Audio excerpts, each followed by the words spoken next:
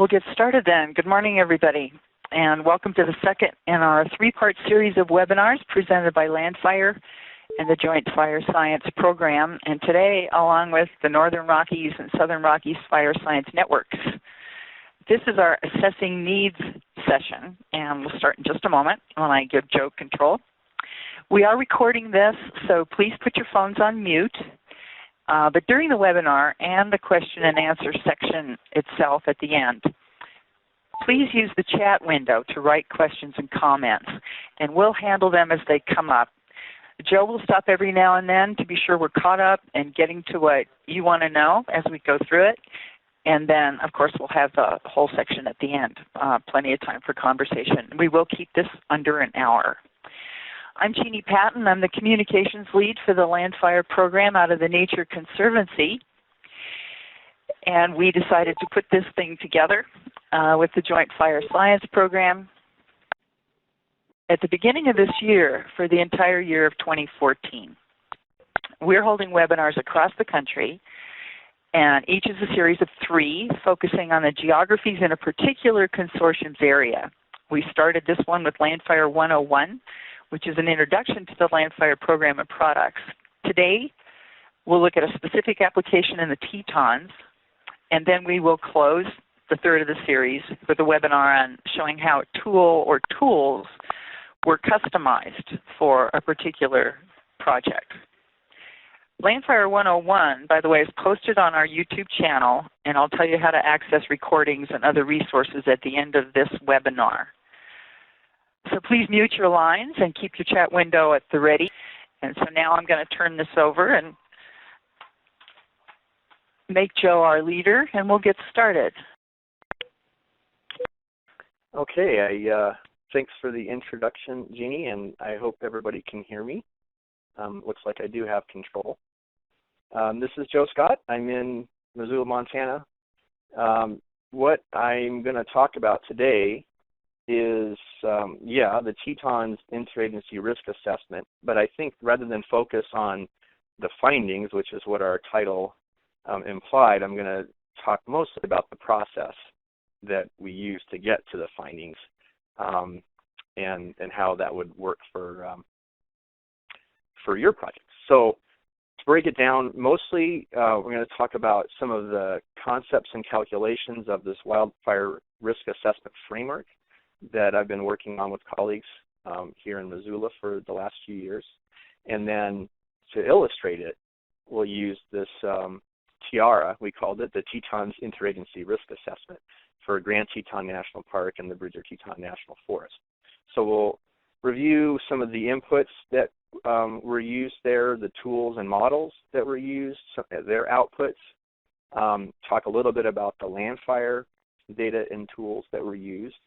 And my talk today, it's going to parallel what's in this general technical report, the RMRS, the GTR 315. Okay, the wildfire risk assessment framework, conceptually, we've broken it down into a risk assessment triangle. So it works a lot like the fire triangle. You can break things into 3, that always helps. The 3 major components are the likelihood of a fire occurring, the intensity of the fire if one should occur, and the susceptibility of resources and assets that might be exposed to that fire. So that's the fire effects part. What is the effect of a fire of a given intensity if it should occur? So that's in triangle form, and I've also used a slightly different visualization of these concepts. That it's all the same stuff, but probability and intensity, or likelihood and intensity, those two we call that hazard. Wildfire hazard is basically, and this works for any natural phenomenon, not just wildfire, but hurricanes and everything else. It's the probability of it occurring and its intensity or its magnitude. So those are wildfire hazard. And then on the other side, the vulnerability of resources and assets is about the exposure of those resources and assets to hazard, and then their susceptibility.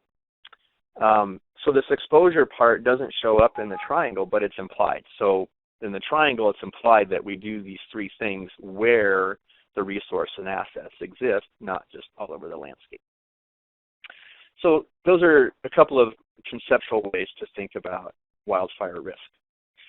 And then when you start getting around to actually how do you do some calculations and process things, obviously it gets more complicated. The concept is fairly easy. The process is, well, it's this. We've broken it down into four major components. The wildfire simulation is one component, and for the inputs for that, I'll go through these in a little bit more detail, but you need a fire modeling landscape, some fire weather and climate history, a fire occurrence history, and you get out things like potential fire behavior, burn probability, probability of different flame length classes occurring, things like that. That's wildfire simulation. The HVRA characterization, that's the highly valued resource and asset, is what are they? So what things do we highly value in the landscape? Where do they exist in the landscape? What is their exposure? That's where they exist. Their susceptibility, so response functions, how do they change in value when they experience a fire, different intensities? And then lastly, how important are they relative to one another so that we can add them together? So that's the HVRA characterization. And then on the bottom, we have exposure analysis. It's relatively simple. It's just basically wildfire hazard where the HVRA exists. And then effects analysis is similar, but it incorporates those response functions. And their relative importance, so it kind of compiles everything together. So that's the whole computational process that we went through on the Teton interagency risk assessment and quite a number of other risk assessments as well. Now, I'm just going to very briefly review this one form of the effects analysis calculations. And this was covered in more detail in the GTR, and I think it's a little bit better in the GTR. But let's say that we have three highly valued resources and assets. Here it's vegetation structure, like wildlife habitat, and then infrastructure. And in the blue shaded cells, those are the response function values. And here they're on a scale of positive 100, which is the most beneficial effect possible, to minus 100, which is the most adverse effect possible. And don't put too much stock. This is just a hypothetical example. So don't, vegetation structure can be anything. It depends on, well, what type of vegetation and whatnot. But, so the blue cells represent a response function, or three response functions. And each column represents a different flame length class. So fire intensity level 1 is 0 to 2 foot flames. FIL2 is 2 to 4 foot flames, 4 to 6, 6 to 8. FIL5 is 8 to 12, and then the last one is 12 feet and plus. Now, in the cell right here, where we have in the yellow shaded cells, those are burn probabilities that we get out of a model like FSIM. The burn probability in flame lengths FIL1, this is the burn probability in FIL2, and so on. If you added these burn probabilities together, you get over here in green, that's the overall burn probability. And this is all for one individual pixel on the landscape. So the risk calculations, the way they work, it's a sum product calculation. I take this probability, the 0.005, and multiply it by this response function value. And then I add it to 0.004 times this value, and so on. And when you do that, you get these numbers in the end. This is the expected response, or we call it the expected net value change for vegetation structure, and then also for habitat and also for infrastructure. And when you add those together, what you get is an integrated result, when you integrate everything that can exist at one individual pixel. And in this case, that's just literally adding them up, and that's, this example would assume that each pixel of each HVRA is worth the same, has the same importance, which is not necessarily the case. We don't assume that in our real assessments. It's just done that here. Okay, so that's just an overview of the calculations that we do. So now I'll start to focus on this Teton's risk assessment. And to show that this same framework that I'm talking about today can be and has been applied across a variety of spatial scales. It was actually first developed and used at the national scale it was called the first approximation of hazard and risk at the continental scale. And so continental scale, and that was at a 270 meter cell size. So if you have a big extent, you have to have a relatively coarse cell size to keep things manageable. The same process has been used right now. It's been used on all of Region 2. It's going to be done for all of Region 3 soon. But you can step down. I think we did that at 180 meter cell size because we get a little bit smaller extent. The Tetons is what I would call a landscape scale. This is really all continuous scale, but the landscape scale, if you're roughly at 90 meter cell size, then that's where we usually end up here. The project scale, I actually haven't, well, I guess we did do one project scale on the Tetons. But, you know, if you're down around the 30 to 60 meter pixel size and you can manage that, that's down around where the project scale is. But the Tetons were right about the landscape scale. I think our landscape was in the 15 to 20 million acre range for the entire rectangle. So I'm going to talk a little bit about the wildfire simulation on the Tetons, and what I've just circled there, the fire modeling landscape. It's, as you guys are probably all familiar already, it's literally the foundation for all geospatial fire modeling, and that we do in the United States, almost all of which with essentially Mark Finney's various tools. And on the Tetons and on all the projects that I've worked on, LANDFIRE data form the foundation for our fire modeling landscape. And we typically use LSDAT for obtaining the data and processing and getting it ready for use in GIS. That's what's the LANDFIRE data access tool. And then we use the LANDFIRE, was it total fuel change tool, or it used to be called TOFU Delta. We use that tool on almost all of our projects also for calibrating and critiquing the fuel modeling rules and customizing them for the landscape. Go back to use LSDAT to actually make the LCP from all these grids. So that's we use the LANDFIRE stuff to generate that foundation. So we need the fuel, vegetation, topography inputs. That's surface fuel model, canopy fuel characteristics like bulk density and base height, the forest cover and height, and then topography, the slope aspect and elevation. And often we'll do that in a workshop setting to go through this stuff and use LFTFC, the total fuel change tool, to work with the locals. And Don Helmbrecht did this part of it before the risk assessment. It was done with folks from the Greater Tetons Forest. Well, now you have to have some weather inputs to do all this stuff, mostly to know what you're going to do with FlamMap or EPSCM.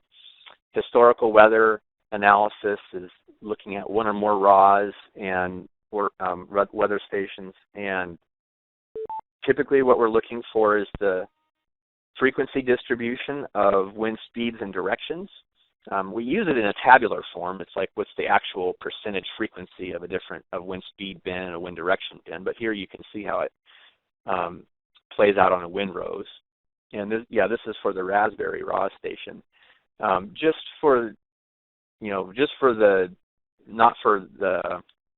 this one actually it looks like is for August, just for the month of August during the afternoon hours. And you can see that predominantly they see westerly and southwesterly winds.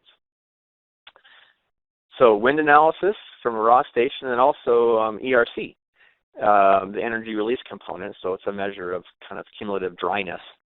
And EPSCM requires this in order to simulate both fuel moisture, but primarily to simulate fire currents. And this you can get also from a raw station. Well, we have to have also a summary of the historical fire occurrence in in our landscape. And with FSIM and with all of our analysis, really, we're primarily interested in just the large fire occurrence. And by large fire, it can be almost any threshold, but you're usually looking at somewhere between 100 and 300 acres as your threshold for what you call a large or escaped fire. Actually, the graph on the right illustrates why that would be, is that, well, let's see, the y-axis is the cumulative acres burned on the landscape, and it's on a logarithmic scale. So right here is 1%. This represents 1% of the landscape, of the area burned, sorry. And that is about 90% of the fires. You put 90% of the smallest fires are only burning 1% of the landscape. So since they only burn 1%, no, not 1% of the landscape, only burn 1% of the total acres burned. So we don't have to worry about them. Most of the fires don't do much work in the landscape. The very few large fires do most of the work, so that's why we focus on that.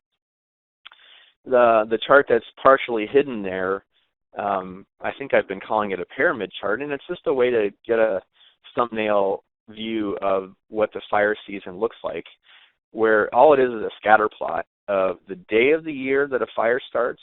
I think this is probably 20 years of fire history in this area.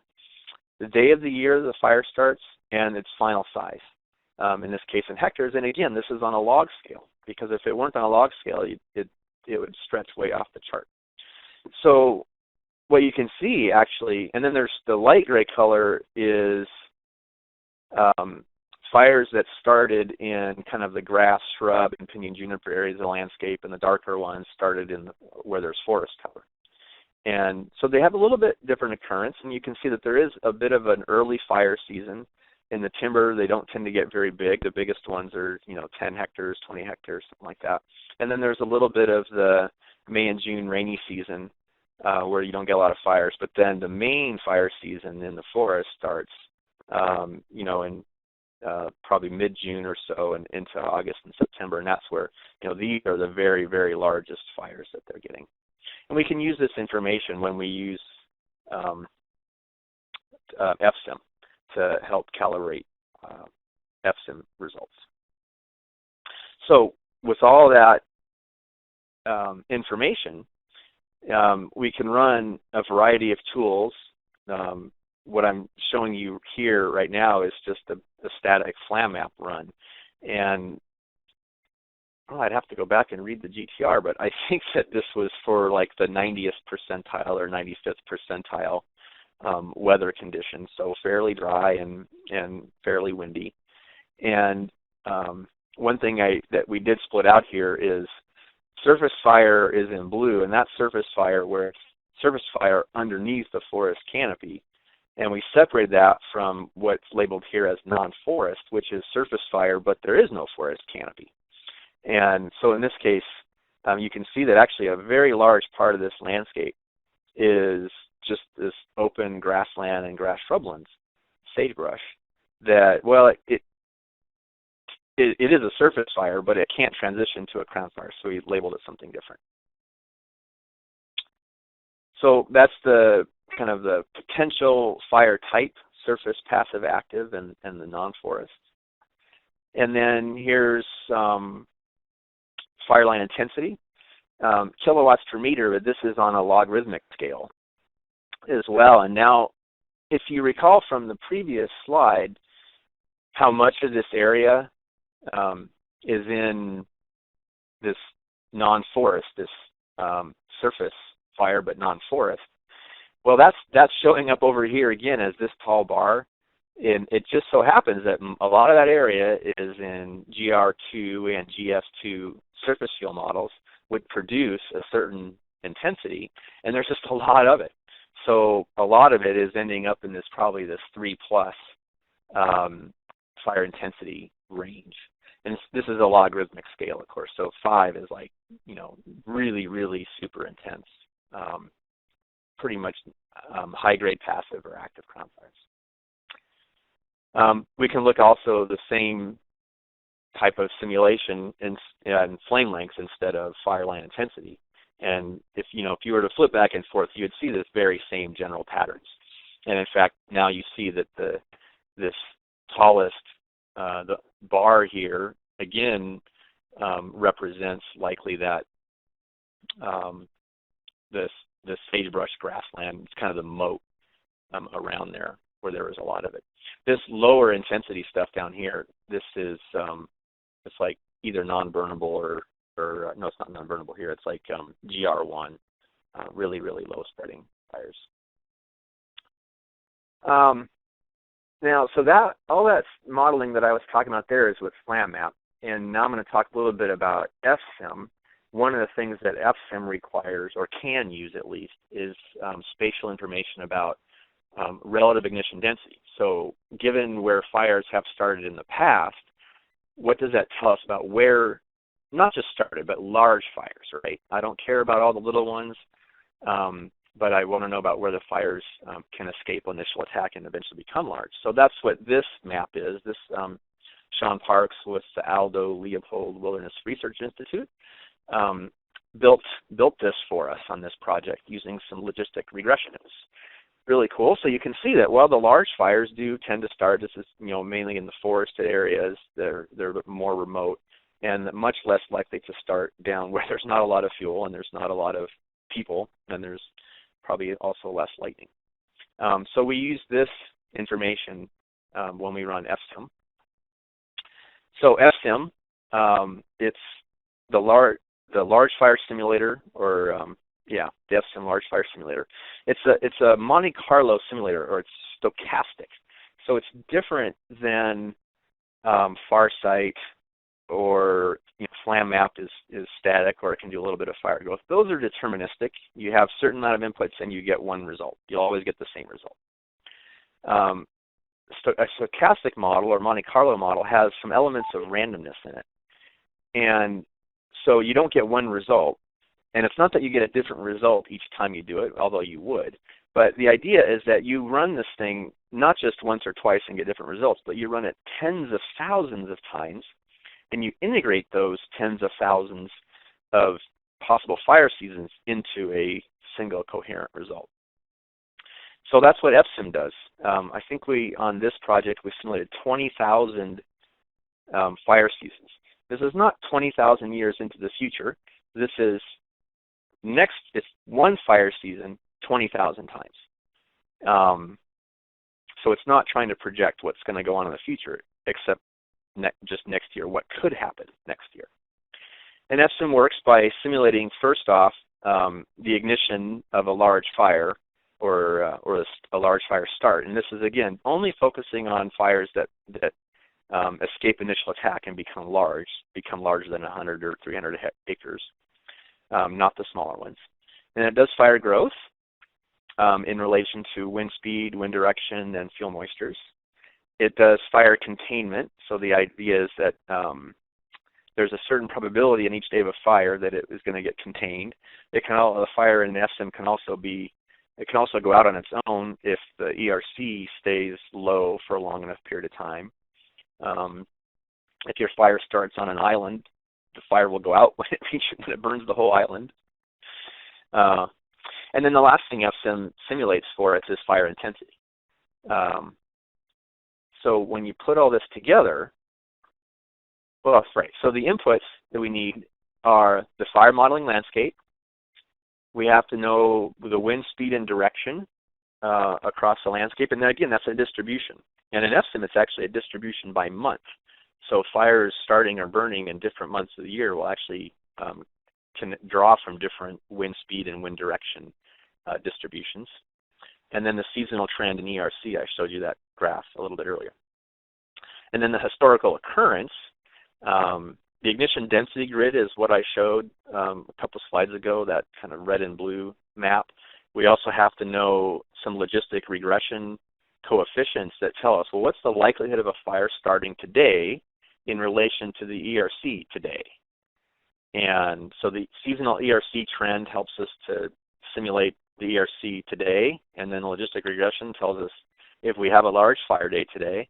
And then if we do have a large fire day, sometimes it's more than one large fire. So the number of fires per large fire day. Those are just the general inputs to FSIM, and then the outputs are a fire size list. So I simulated 20,000 fire seasons. But we might, FSIM will simulate any number of fires. Depends on some fire seasons that it simulates out of those 20,000 will have no fires. Some of them will have several, will have many.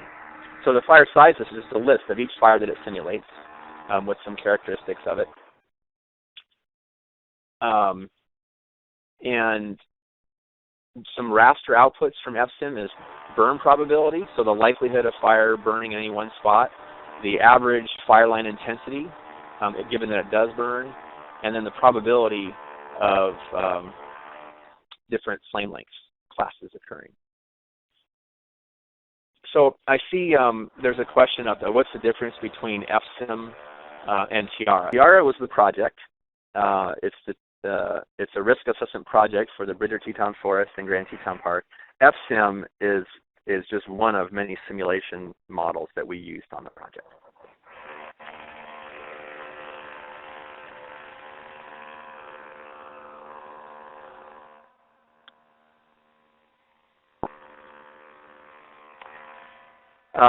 Okay, I'm sorry if you can hear that in the background, but I can stomp on the concrete floor and get them to stop maybe.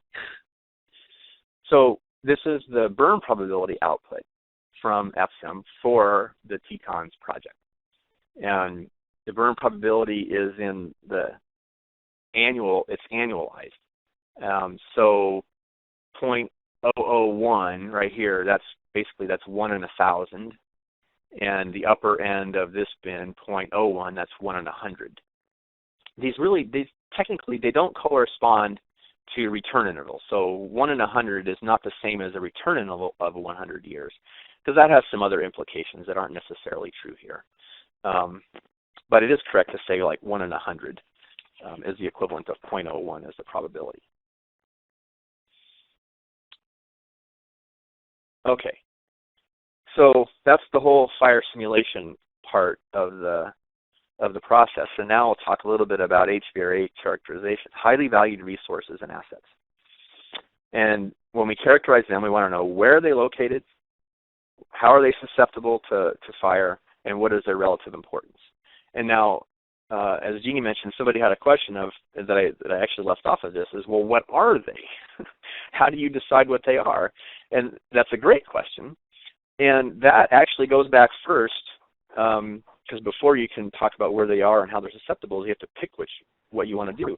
Well, that we usually always go back to the local unit, the forest or the park, and in this case, the forest and the park chose different HVRAs, and it's their resource specialists and their leadership team that decides.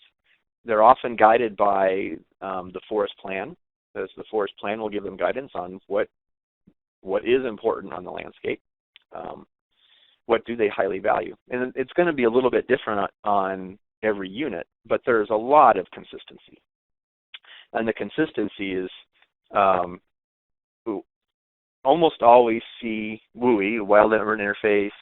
It might have different names of residentially developed populated areas, human habitation. They'll have different names, but usually it's about where people live in their structures.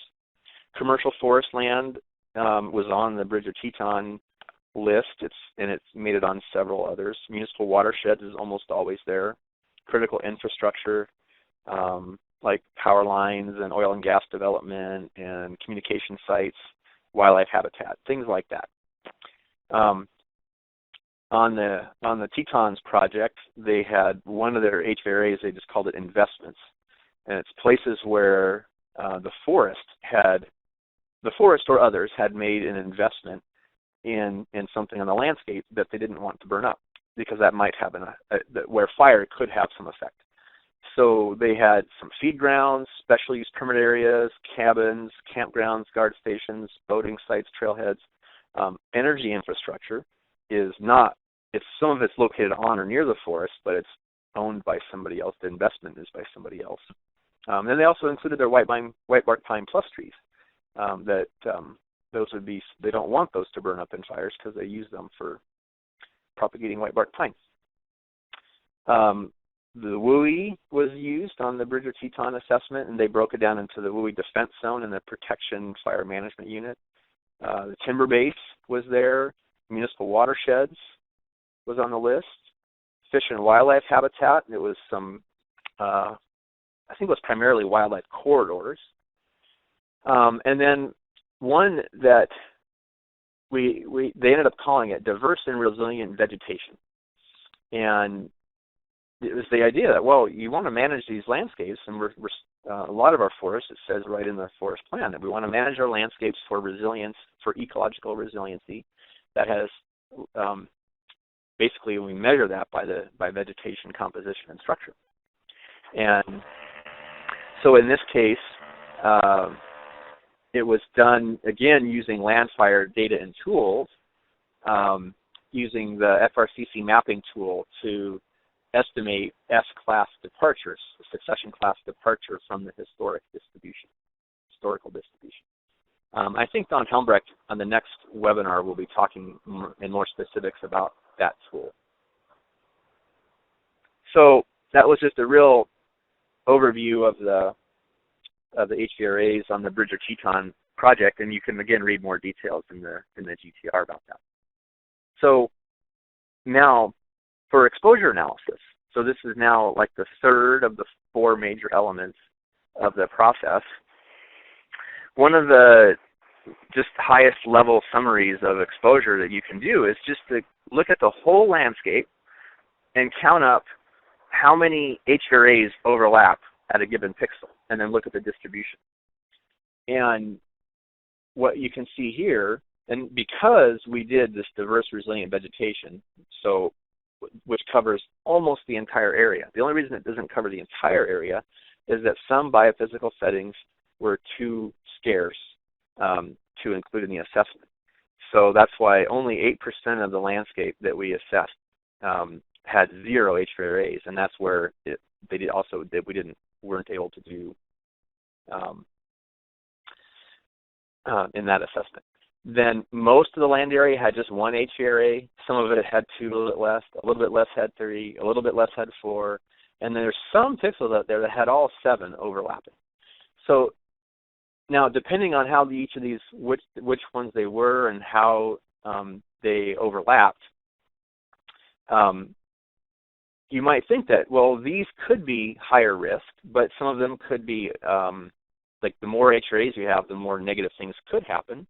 But it depends on whether they're positive or negative response to fire and all that stuff. So that's why this is just a high-level thing. I'll look at the questions real quick. Mary Huffman asks, when you do this risk assessment at a regional scale, will it be regional leadership that identifies the HVRAs? Well, right. When we did this on Region 2, we had first done one or two of the forests, I think the Pike San Isabel forest in Region 2 in Colorado, and did it that way. And then when we went to the regional scale, it was the regional fuels, Paul Langowski, the regional fuels folks who actually put the HVRAs together, but it was regional leadership who assigned relative importance and had buy-in to this. So we sat down with regional leadership in Region 2, went through, essentially just a talk like this with them, and then went through a process over a couple hours. So they did do that, yeah. And then Bill Elliott asked, were water resources not considered an HVRA? On the Bridger Teton, it was just, we looked only at 2 of their active, well, a small set of their active municipal watersheds. Active meaning that there was, I think, an intake on the forest. On other assessments that we've done since this one, folks have used the forest to faucets data set, which is more or less wall-to-wall, so that might be what you're getting at there. But again, it's up to whatever the local unit decides they want to do. We usually will try to go with that. This chart here shows how the forest leadership team on the Bridger Teton put their overall importance amongst the different HVRAs that they identified. So WUI is really commonly at the high end, so it's 100, it's the highest importance, but they gave investments a very similar importance.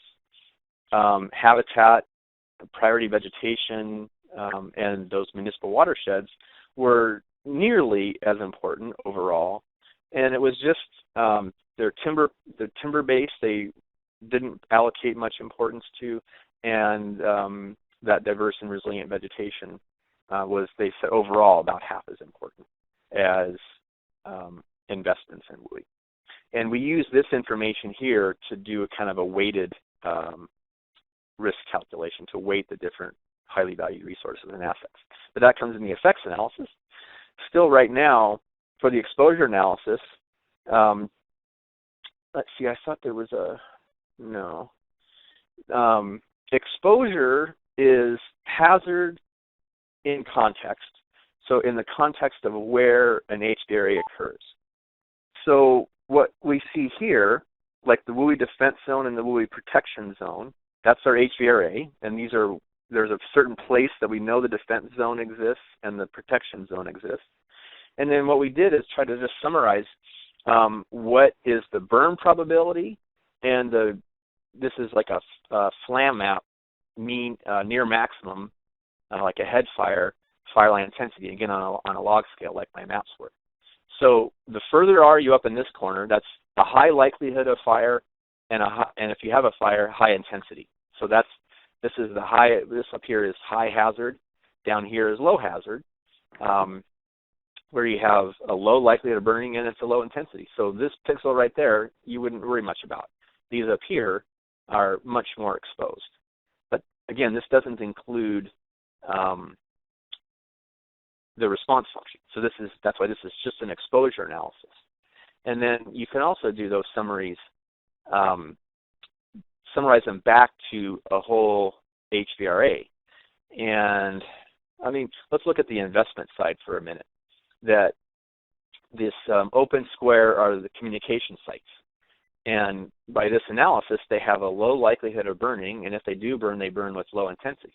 Well, in this case, based on our fuel map sets, because these communication sites were located on the tops of peaks that didn't have a lot of vegetation to burn. A lot of it probably was non-burnable, and if it was burnable, it just wasn't highly flammable. So that's low exposure. And then on the other end up here, where you have the higher burn probabilities and the higher intensities, those are the feed grounds.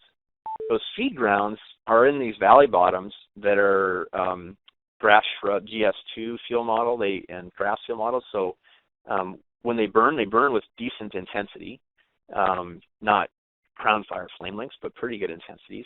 And they burn really often because the spread rates are high. So that's why those are up there. So that's an idea of the exposure analysis. And then the effects analysis is you go back through that calculation that I was explaining earlier, the sum product, and then you have to add them together, but we include the weighting and all that stuff. And then also that's what this map reflects, is the expected net value change when you integrate all the different highly valued resources on the forest, positive and negative effects. And so this is the net. And the scale that you see here is actually also logarithmic.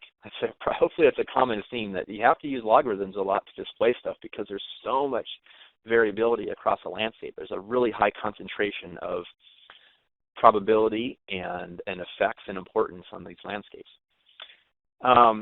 So the blue is where there's a net expected benefit of wildfire, and the yellow through red is an expected net loss of wildfire due to wildfire.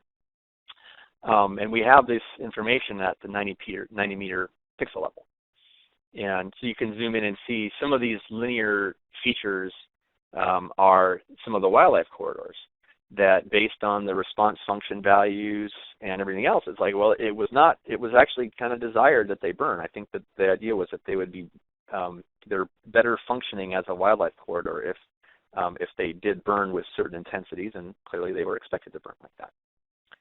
So that's the effects analysis in map form. And then now what you can do, though, is to start summarizing. The map this is showing them all smashed together into the eventual result. But we have the information for each HVRA separately. And then what you can do is start looking at each HVRA separately and add them up and see which HVRA is the most and the least susceptible and which ones are positive or negative. So on this landscape, it was the WUI defense zone, and again, this does include the weighting. So the WUI defense zone was the highest risk, the highest expected negative response. And I just scaled this. It goes to 100 because it was the maximum. And then each of these other HVRAs, and the reason there's so many is that these are also sub-HVRAs, like within the high-level one, is scaled relative to that. So you see the defense zone, the most threatened HVRA overall, and then the sage-grouse core areas and the sage-grouse near the Lex were the second most, and each of those was about half of the cumulative risk for the defense zone. And then you get down to this area in the middle here where the effects are relatively neutral. Even if they're negative relative to this stuff, they're not very negative. And then you get into the positives. And this graph actually is showing us they're ordered by their net, the net response, but it's showing us where there's positive and negative effects. And so the municipal watershed shows up that way, is that, well, the net, I think, was slightly negative because I think that red bar is slightly longer than the green bar, and this is in the GTR. It's got more details, I think. But that's because when you split those out, the response function for watersheds would have had some positive effects, probably at low intensities. They had positive effects on that. And the negative effects were only at high intensities. And so you get these two offsetting things.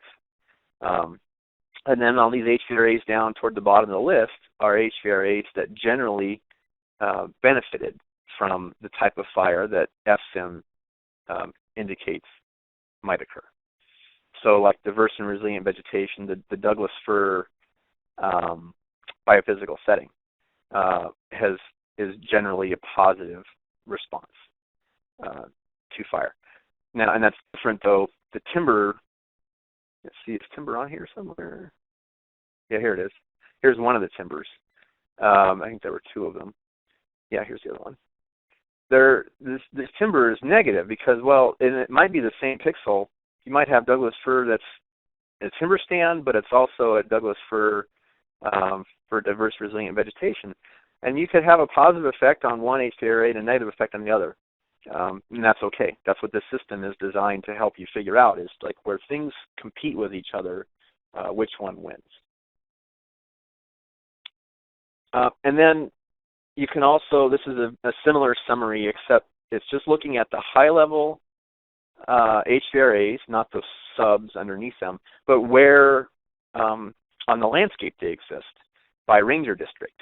So if you're thinking about how to allocate field treatment funding or risk management funding, this is one way that you can inform that, is by looking at, the Jackson Ranger District and Big Piney tend to have, that's where the most negative things happen. It just happens to be that's where the HVRAs are. They might also be bigger ranger districts. A small one is going to be a smaller number. And then you can take the same graph and turn it around, and similar to what I was just showing, that which HVRAs at the high level have the most threat. And again, this is a common result that the WUI is negative. Investments are usually also negative in the biggest. Investments are usually also in that same area. And in this case, the diverse resilient vegetation, what we're showing is on every ranger district a net positive effect. That fire, as we expect it to occur in the near future, it would tend to reduce departure from the historical distribution. That's essentially what that says.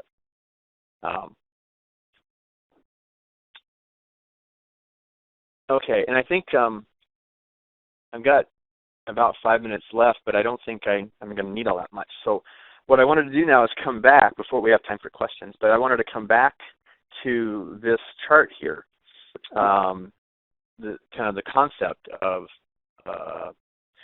quantitative risk assessment, and talk a little bit about what we can do about each of these things. So if you wanted to manage risk on a landscape, well, what do you do about it? And if you want to affect probability, right, the likelihood that fire is going to get to your HVRA, then we don't have a lot of options, really. Topologically optimal field treatments, so that's like like Finnebrick is the only word that I can think of, but the idea of like that you place treatments optimally to reduce fire spread. When you're doing that, your intention is to reduce burn probability by keeping fires smaller. And the other way to reduce probability is by having very, very, very large field treatments, which is basically fire use, which is the one that I get to next, I think. But we don't have a lot of options for reducing burn probability.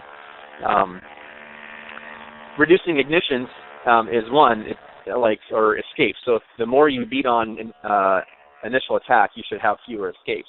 But that's a whole separate analysis to think about how much you can really affect that.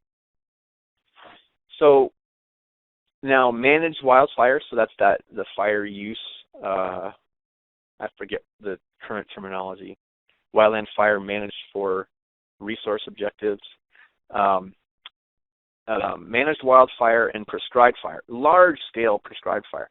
The main effect of those is to reduce the intensity and therefore severity of a future fire where this fire occurred. And it's a secondary effect that will definitely reduce probability of fire in that general area. So you can do, if you want to, you can do both those things. Well, you can get both of these effects with prescribed fire and managed wildfire, and to a certain extent also with field treatments. But they have to be really big if you want to affect probability.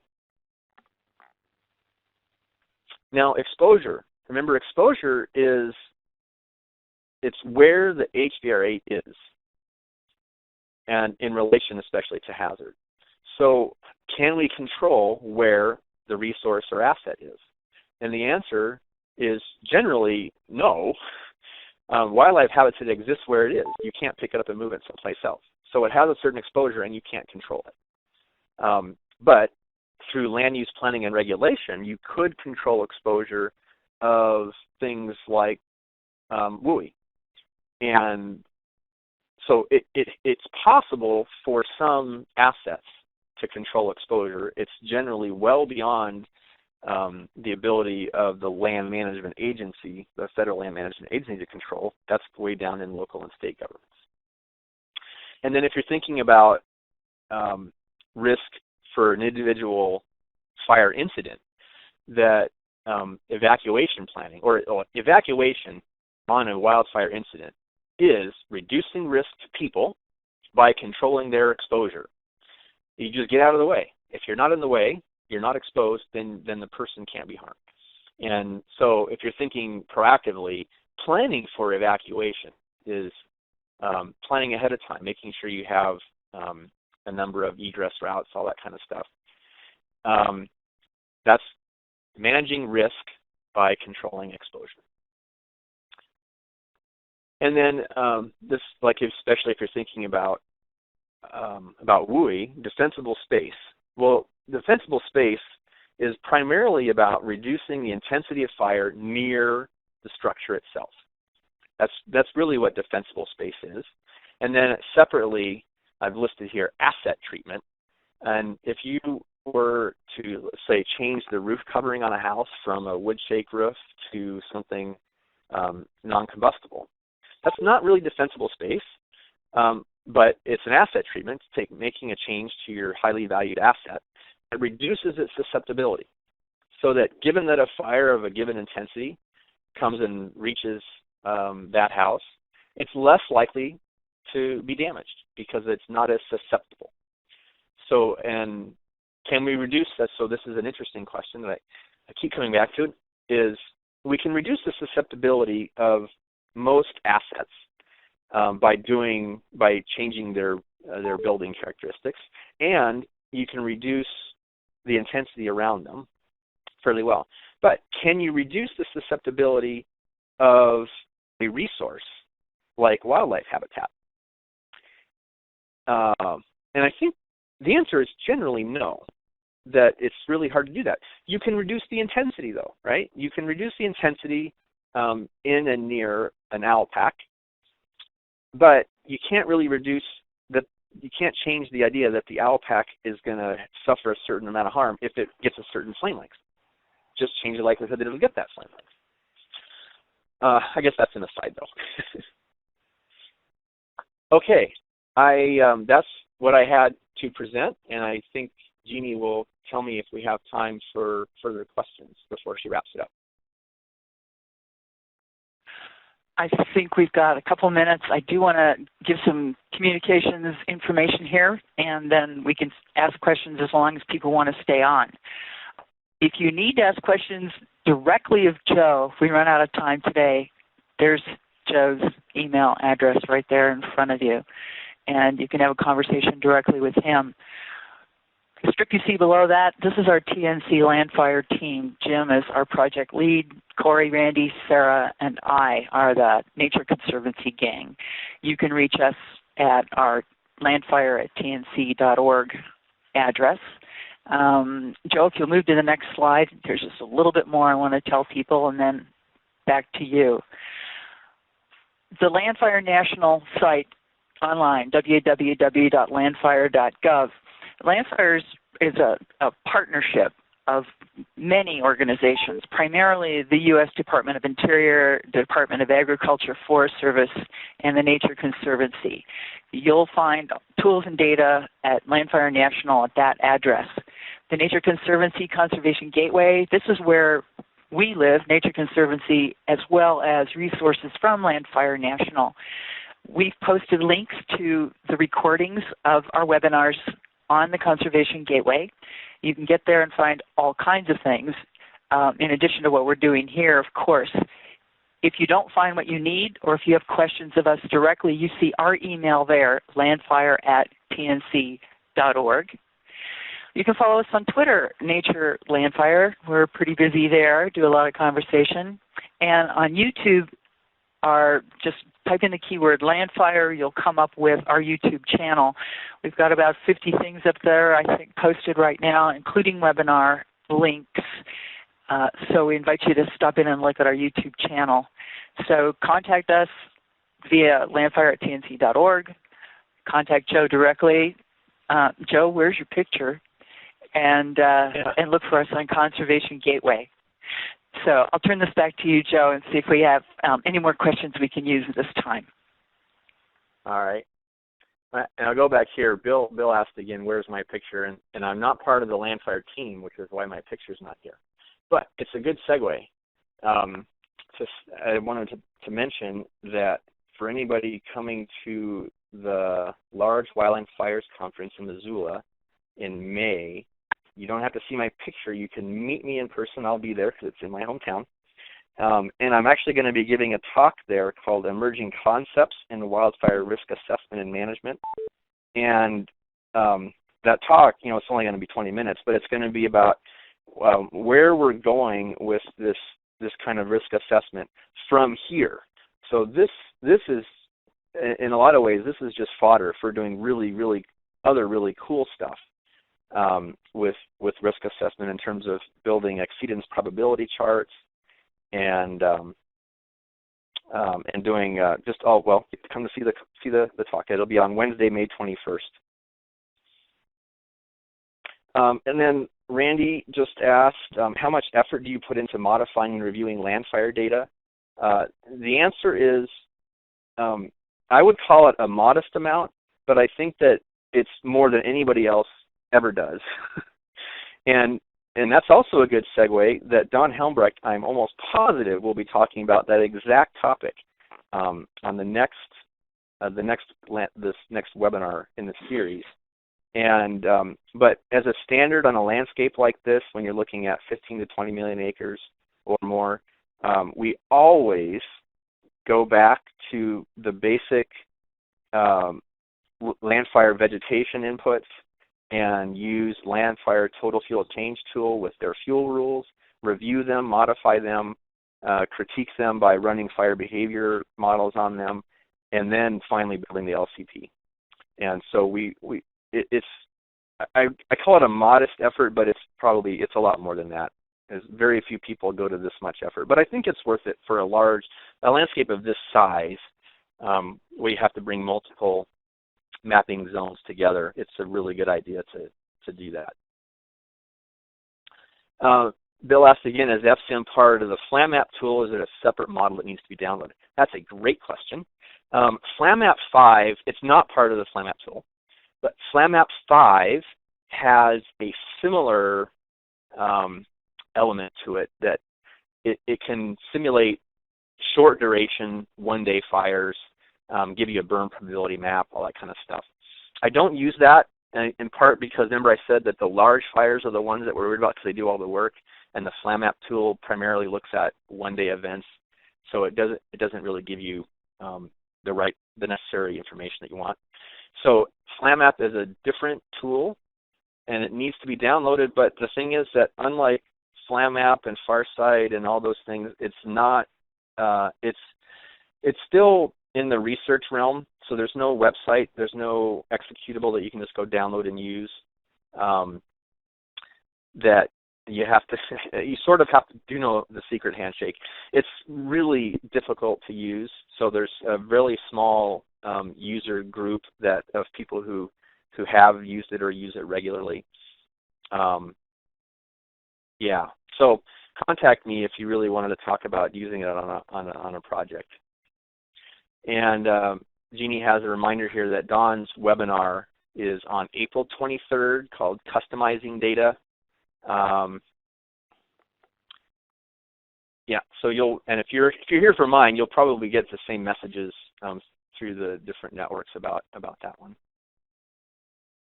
And Bill's got another question, but I don't understand it. So how many times will you carry out a land fire?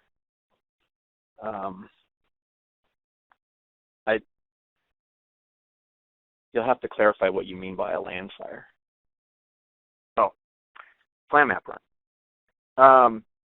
Well, for a project like this, we may or may not even use a FlamMap run use it primarily for a diagnostic and to get an idea for what could happen on a landscape. And you could do it just a small number of times for look at the weather record and see what is the 95th or 99th percentile fuel moisture, the near maximum wind speed, and you can get into a dialed what could happen and then look at that FlamMap run. So oftentimes it is just one or two different FlamMap runs.